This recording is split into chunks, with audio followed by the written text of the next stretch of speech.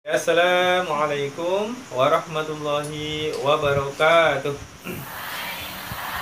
A'udzubillahi minasyaitonirrajim. Bismillahirrahmanirrahim. Alhamdulillahirabbil alamin wa bihi nasta'in ala umurid dunya waddin. Wassalatu wassalamu ala asrofil anbiya'i wal mursalin wa ala alihi wa sahbihi ajma'in. Rabbi shrah li sadri wa yassir li amri wahlul 'uqdatam min lisani yafqahu qawli waj'alni waziran min ahli. Amma ba'd. Yang saya muliakan tuan-puan hadirin semua yang datang ke majlis ini, alhamdulillah kita macam biasa dalam keadaan sehat walafiat tanpa suatu halangan. Allah bagi kesehatan pada kita, alhamdulillah. Semoga majlis mengaji kita ini mendapatkan keberkatan, rahmat dan ilmu manfaat daripada Allah Subhanahu wa taala. Amin ya rabbal alamin. Oke, kita sama lagi pengajian kita tentang hadis-hadis Rasulullah. Oke. Bismillahirrahmanirrahim. Sekarang ini menerangkan tentang doa. Doa Rasulullah SAW.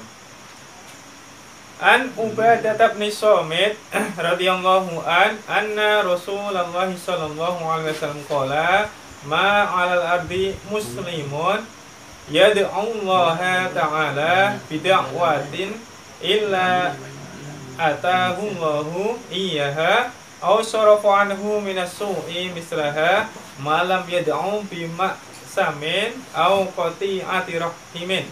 Faqala rajulun minal qaum idza nukthiru qala Allahu aksar, rawahu at-Tirmidzi wa qala hadza hadis gharib sahih. Oke, bismillahirrahmanirrahim. Jadi artinya bahwa Sayyidina Ubadah bin Samit radhiyallahu anhu telah meriwayatkan bahwa Rasulullah SAW telah bersabda, siapa saja daripada kalangan orang Islam yang memohon apa-apa berdoa kepada Allah Subhanahu wa taala yang bukan dosa, yang bukan perkara maksiat, atau memutuskan silaturahim, bukan doa untuk memutuskan silaturahim. Contohnya, ya Allah, saya dengan si A ini si E ini supaya jangan bertemu lagi, ya itu maknanya memutus silaturahim. Atau doa apa? Ya Allah, semoga saya mencuri hari ini berjaya, berhasil saya mencuri hari ini, ya Allah. Itu maka tak dikabulkan oleh Allah. Maksudnya bukan termasuk hadis ini lah. Ya. Jadi yang di sini dimaksudkan, kalau seseorang itu berdoa bukan perkara maksiat dan bukan untuk memutuskan tali silaturahim, maka pasti Allah Subhanahu wa taala akan mengurniakan apa-apa yang didoakan. Pasti akan mengabulkan setiap permohonan orang tadi, ya. Atau Allah Subhanahu wa taala akan mengelakkan daripada orang itu, orang yang berdoa tadi, apa-apa kesusahan berkaitan dengan kebaikan yang dimintanya. Ataupun Allah Subhanahu wa taala menyimpankan untuknya ganjaran yang berkadar dengan doanya itu. Jadi seorang lelaki berkata, jika demikian, jika doa pasti diterima dan balasannya pasti akan didapati dalam apa-apa bentuk sekalipun, maka kita akan berbanyakkan berdoa. Rasulullah kemudian bersabda, Allah Subhanahu wa taala pun akan beri lebih banyak. Hadis riwayat Imam Tirmidzi, ya. Oke, jadi maksudnya kalau orang Islam, yang di sini maksudnya orang Islam, Jadi kadang orang tak Islam pun berdoa pasti dikabulkan juga. Tapi yang di dalam maksud hadis ini, kalau ada orang Islam siapa saja dari kalangan orang Islam ini meminta pada Allah, memohon berdoa pada Allah untuk kebaikan, dalam hal kebaikan bukan kemaksiatan, atau bukan untuk memutuskan tali silaturahim, persaudaraan, maka pasti Allah akan kabulkan doanya. Tapi ada tapinya. Tapi terkadang Allah mengabulkan doanya itu dengan cara bukan cash sekarang. Contohnya nih, saya minta mobil mewah, kereta mewah. Contoh, ya Allah, bagilah saya kereta yang mewah. Contoh, kadang Allah tak kabulkan sekarang. Pasal Allah nih tahu apa yang terbaik buat kita. Yang kita minta ini belum tentu baik. Contoh nih ya, kita rajin ke masjid sebelum punya kereta.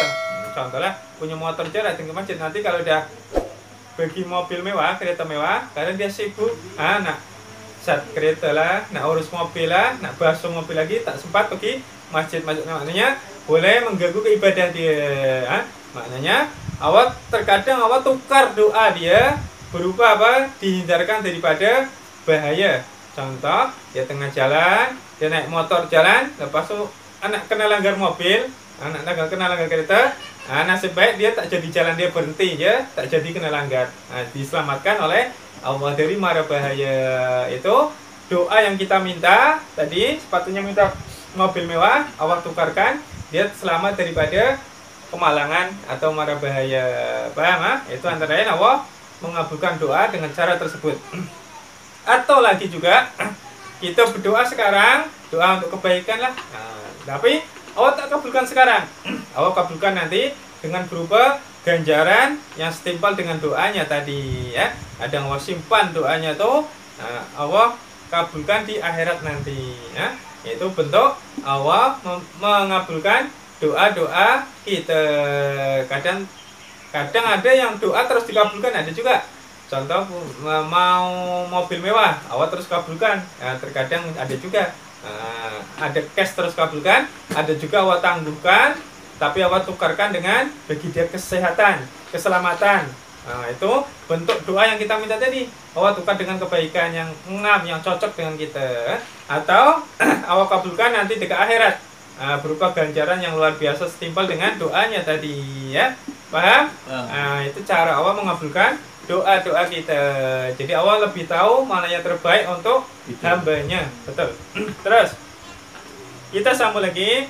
Bismillahirrahmanirrahim. An Salman Al-Farisi radhiyallahu anin Nabi sallallahu alaihi wasallam qala innallaha hayyun karimun yastahyi idza rafa'a ar-rajulu ilaihi yadayhi ay yaruddahuma sifran qaibataini rawahu At-Tirmidzi wa qala hadza hadis hasan gharib.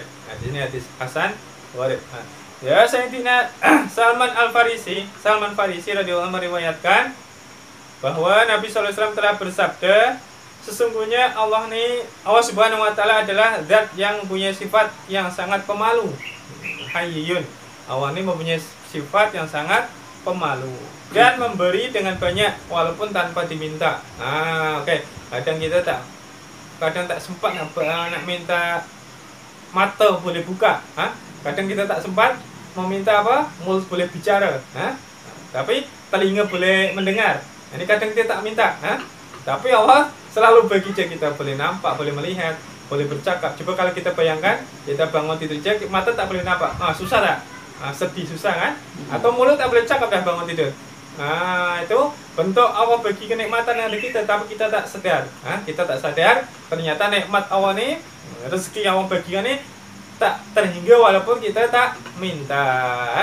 Itu luar biasanya Allah. Kadang kita tak sadar ternyata Allah bagi bermacam-macam kenikmatan pada kita.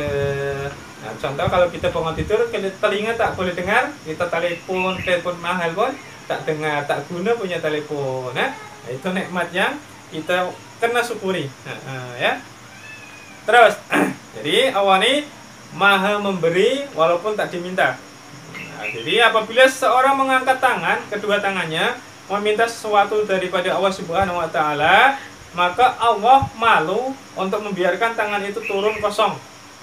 Jadi kalau setiap meminta berdoa, mengangkat kedua tangan setiap orang, maka Allah ini malu kalau kita minta Allah tak kabulkan.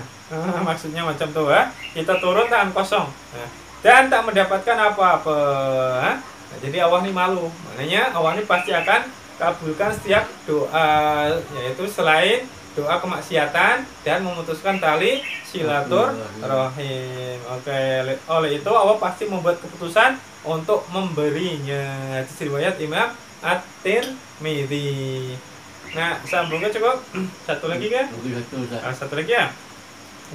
Bismillahirrahmanirrahim. An Abi Hurairah radhiyallahu anhu qala Rasulullah sallallahu alaihi wasallam innallaha yaqul ana inda dhanni abdi bi wa ana ma'ahu idza ta'ani, rawahu Muslim. Hadis riwayat Imam Muslim. Arti dari hadis ini bahwa Sayyidina Abu Hurairah radhiyallahu an berkata bahwa Rasulullah sallallahu alaihi wasallam telah bersabda, terus Allah Subhanahu wa taala telah berfirman. Rasulullah bersabda, yang sabdanya itu isinya bahwa Allah ini telah berfirman. Maknanya kadang berupa Al-Quran, atau nama dia ada namanya hadis apa nih, hadis qudsi.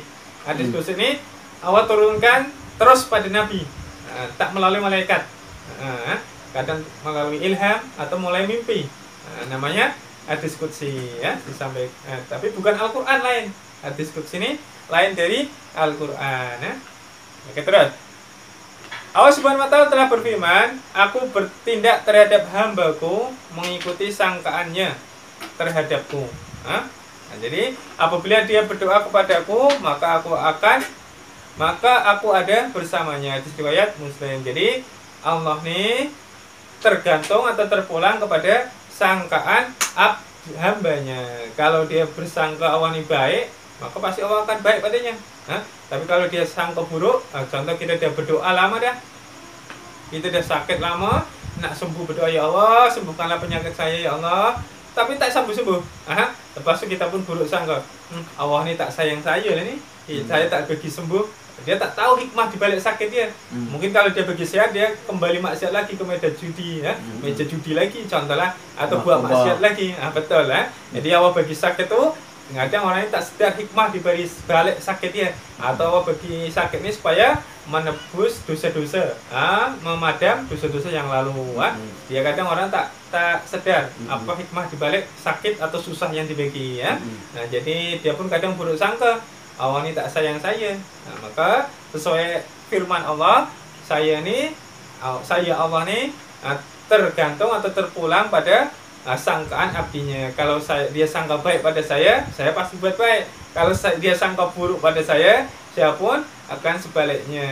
Paham? Maksudnya Allah ini terpulang pada sangkaan abdinya. Kalau dia merasa Allah ini dekat dengan kita, Allah memang dekat dengan kita. Kalau dia merasa Allah jauh, maknanya terpulang dengan persangkaan hati setiap hambanya. Terus, jadi kalau setiap orang Islam berdoa, Allah pasti bersamanya. Maksudnya pasti mendengarnya dan mengabulkannya. Oke, paham? Hadis riwayat Imam Muslim. Au kama qala Rasul sallallahu alaihi wasallam. Ada apa persoalan? Ada? Akak ada soalan? Bab salat apa? Ada apa masalah? Oke, cukup ke apa, Bang? Cukup apa? Oke, terima kasih. Yang betul semuanya dari Allah. Silap salah dari kejadian saya mohon dimaafkan. Au kama qala Rasul sallallahu alaihi wasallam. Oke. Bila taufiq wal afu minkum. Wassalamualaikum warahmatullahi wabarakatuh.